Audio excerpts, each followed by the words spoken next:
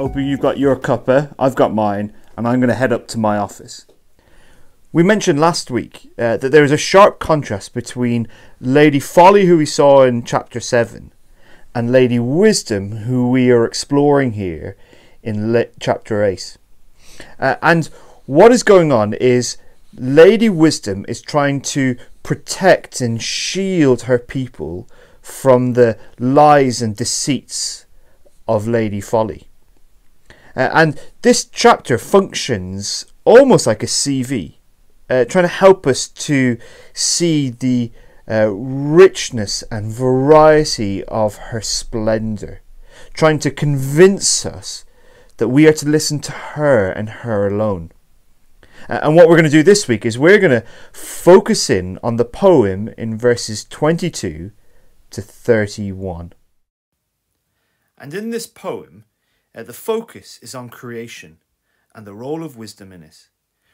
We see that right at the beginning, even before the beginning, wisdom was next to God.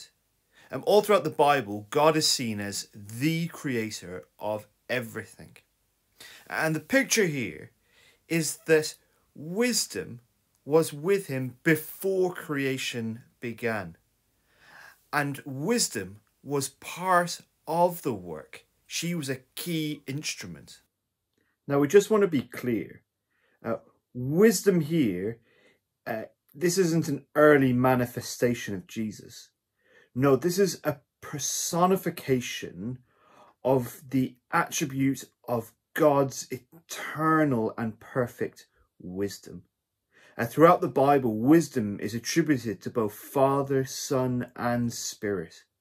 And so Lady Wisdom, who we see here, who is spoken of as being there from before the beginning of creation, she is an attribute of the perfect creator God.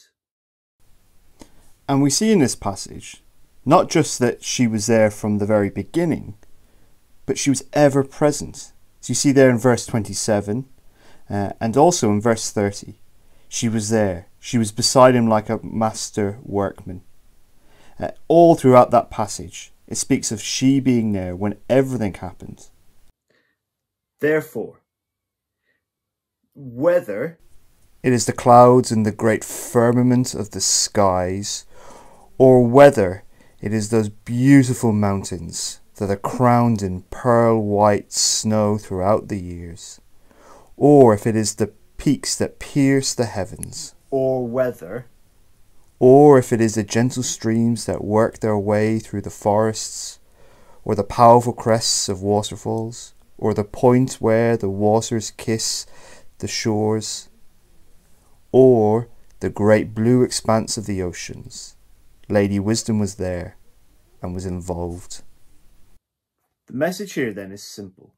Wisdom was never absent from the work of God. And it should never be absent from our lives as well.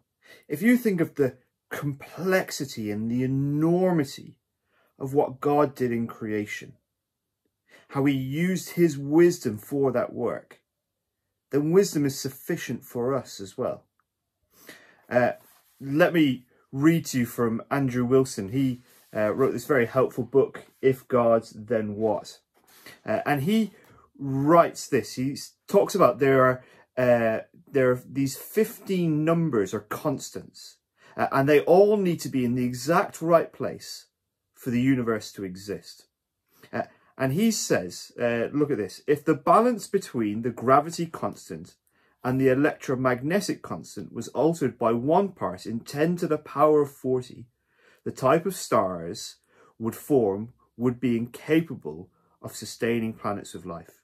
That's 10 with 40 noughts after it, which is roughly equivalent to covering America and 1 billion other continents the same size, with piles of coins stretching to the moon, hiding one red coin in one of the piles, and a blindfolded friend picking it out by chance.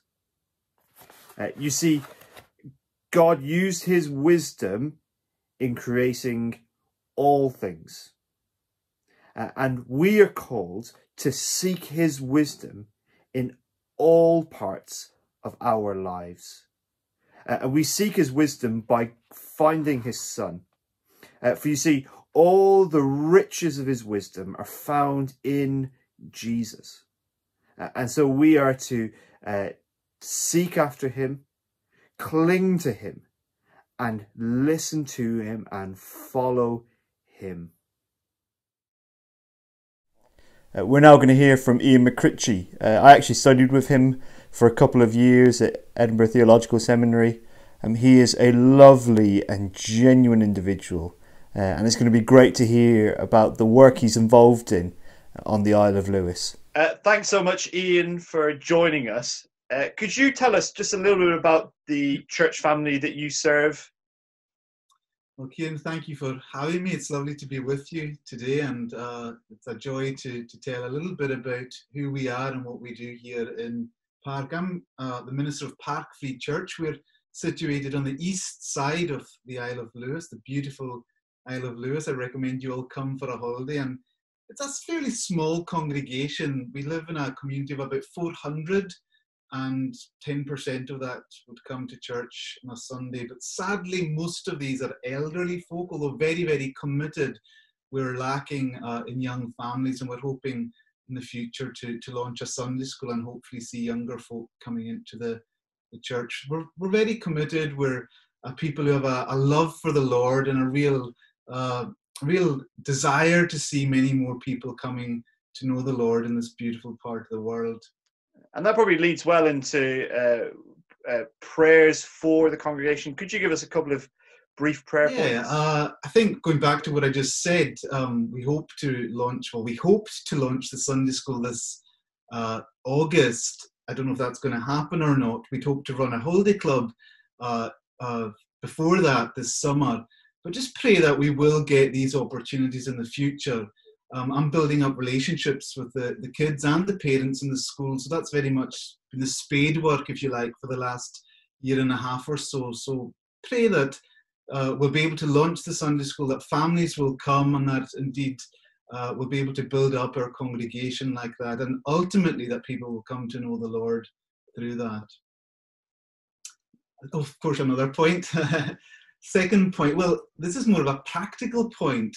Our church building is an old church building. It was built in 1872, and it's largely remained the same, I guess, since it was built.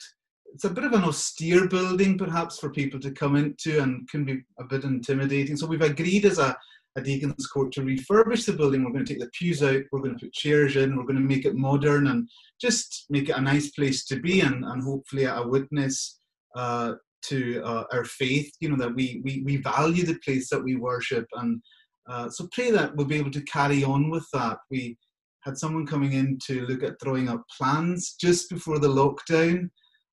We're going to apply for funding, and there is a worry that because of the economic climate, we won't be able to do that. But God's able, and so we pray that he will provide, just to make the church building a little bit more accessible for those who aren't used to coming to church. That's super. We would definitely be praying for that. We also like to pray for the people that we're interviewing. So how could we be praying for you personally, Ian? Yeah, well, it's not been all bad with COVID-19. It's given me the opportunity to go out into the community and to meet people in a very different, a very specific way. I'm out every day just now giving out prescriptions all around the 8 villages that I serve. And it's just been a wonderful opportunity, meeting new people informally. You're giving people something they're far more likely to engage with you. And just pray that as I do meet these people, I'll get opportunities to share the gospel informally, and to invite them, God willing, in the future to join us in church, and just have the wisdom to say the right thing to those who have very particular needs at this time. Oh, that's great. We will be praying for you. Please do pass on our greetings and our prayers to the congregation. And thank you so much for joining us, Ian. Thank you. And if you're ever over in Lewis, any of you, please come and join us at Park Free Church. Thanks, Ciaran. It was great, wasn't it, to hear from Ian and to hear about the work that's going on at Park Free Church. Let me encourage you to be praying along the lines that he encouraged us to do. And in response to what we've seen in Proverbs chapter 8, firstly, it's just worth marvelling at and thanking God that he would make available the wisdom that he used to create the entire cosmos. And secondly, Paul prayed for the Ephesian church that they would have a spirit of wisdom and revelation as they see and encounter Jesus Christ. And I think that's a good prayer for us, for ourselves obviously, but maybe also for one another.